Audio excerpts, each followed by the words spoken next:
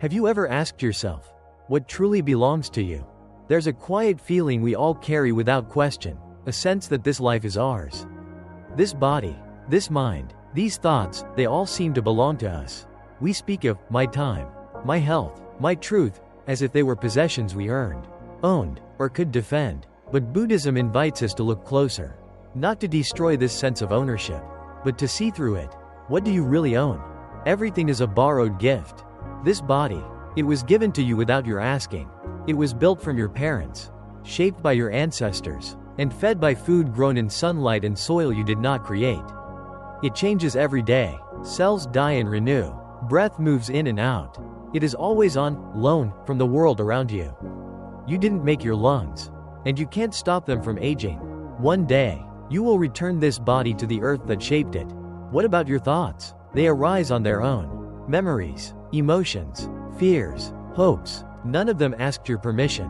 You don't choose the weather in the sky, and you don't choose the weather of the mind. A feeling comes, stays a while, then goes. A thought appears, forms a sentence, and dissolves. Where did it come from? Even your name, the name you use to identify yourself, was something someone else gave you.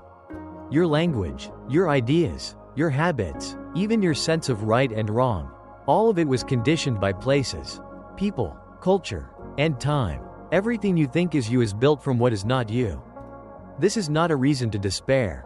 It is a reason to awaken. Because once you see clearly that everything is borrowed, not metaphorically but literally, you will stop trying to clutch it so tightly. You begin to move through life with different hands, not closed fists, but open palms. And it is here that the Buddha points us to a different kind of power. Not the power of possession, but the power of participation. You are not the owner of life. You are its steward. You are not the master of your mind, but you are responsible for how you meet it. This is where karma enters, not as a punishment or superstition, but as a law, the law of cause and effect in the realm of intention. You don't own the wind, but you can raise your sail. You don't command the rain, but you can plant seeds. Your role is not to control the universe, but to respond to it wisely. The Buddha said we are heirs to our actions. This doesn't mean we own our choices like property. It means we live their consequences. The kindness you offer will not belong to you, but it will return to you. The harm you cause, you may forget it, but its ripples will find you. So, you don't own this life, but you are shaping it, not by what you claim, but by how you meet each moment. This is the only thing that was ever truly yours, the space between stimulus and response.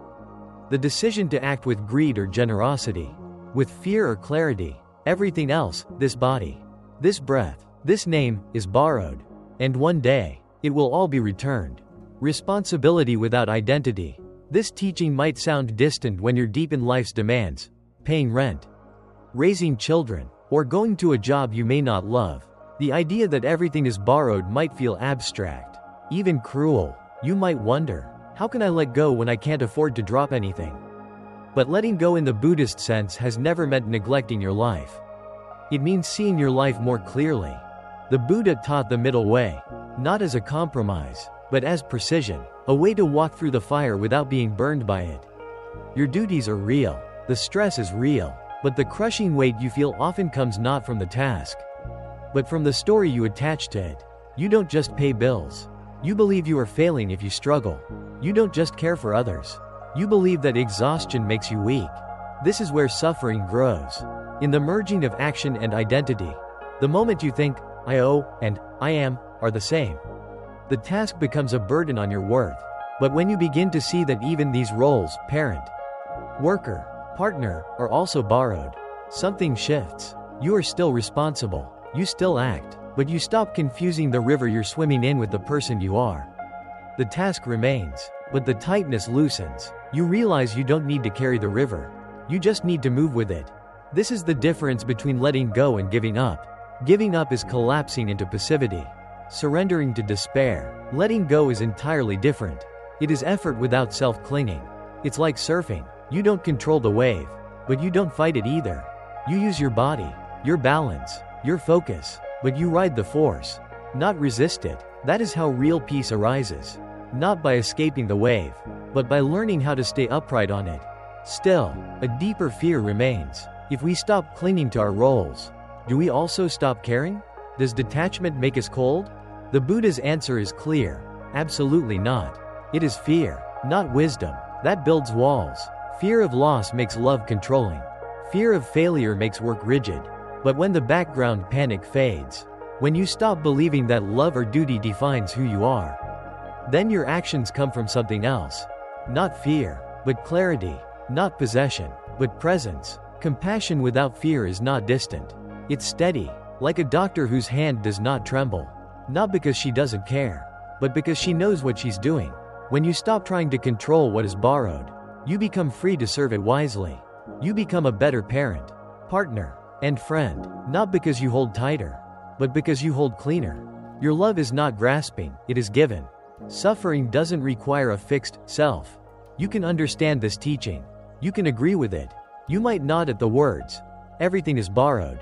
Nothing lasts. There is no self. But when loss comes, when illness comes, when something precious slips through your hands, your body still tightens, your breath still shortens, and your chest still aches.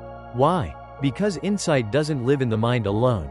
It has to pass through the fire of experience. You can know impermanence as a concept, but you won't know its truth until something you love disappears. Pain is not a sign of failure. Pain is the place where theory becomes real. And when pain arises, the old habit returns. We want to locate it in a self. I am hurting. I feel broken. Why is this happening to me? But Buddhism invites us to look again. Who exactly is this I that owns the suffering?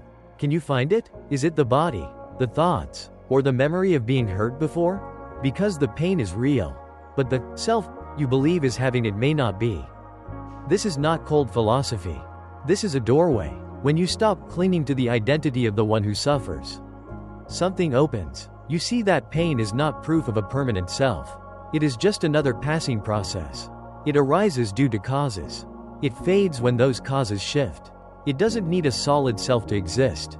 It only needs conditions, like a wave rising on the ocean, curling, crashing, and disappearing. It has a form, but not a core. So, what does this mean in the real world? It means you don't need to add identity to pain. You don't need to carry it as a badge or a wound to protect. When sorrow comes, let it move through. When anger rises, see it clearly. Don't suppress it, but don't let it define you either. You don't need to be the wave. You just need to witness its rise and fall. That witnessing, clear, compassionate, and unowned, is where freedom begins. Live a borrowed life fully. So now you see that nothing is truly yours. Not your body, not your feelings, not your name, not even this breath. All of it is borrowed. All of it is to be returned. That might sound like a loss, but it isn't. It is the beginning of a deeper kind of life. Because when you stop trying to own what was never yours, something else opens. A kind of freedom that isn't flashy, but quiet, grounded, and honest. You begin to live not as a possessor, but as a participant, not trying to grip life into permanence, but learning how to meet it with grace. This is the invitation of the Dharma, not to escape the world, not to float above it, but to live inside it with your eyes open. You chop wood, carry water, answer emails, and sit beside your loved ones, not to control any of it, but to be present for all of it. This is what it means to live a borrowed life fully. To stop asking, what do I get to keep? And start asking, what can I give while I'm here? Because you won't get to keep much. Not your achievements, not your legacy, not even your memories, but the moments you meet with full presence. They don't need to be kept. They are complete as they are. A breath taken with mindfulness. A word spoken with kindness. A pain held without resistance. These are not things you leave behind. These are the ways you gently disappear into the world, having made it a little more awake. And when the time comes to return everything, this body, these roles, this story of me, you will do it with open hands. Not because you gave up, but because you gave well. So no, this life was never yours, but it was given to you completely. And the real question is not what you owned. The question is, how deeply did you live what was given?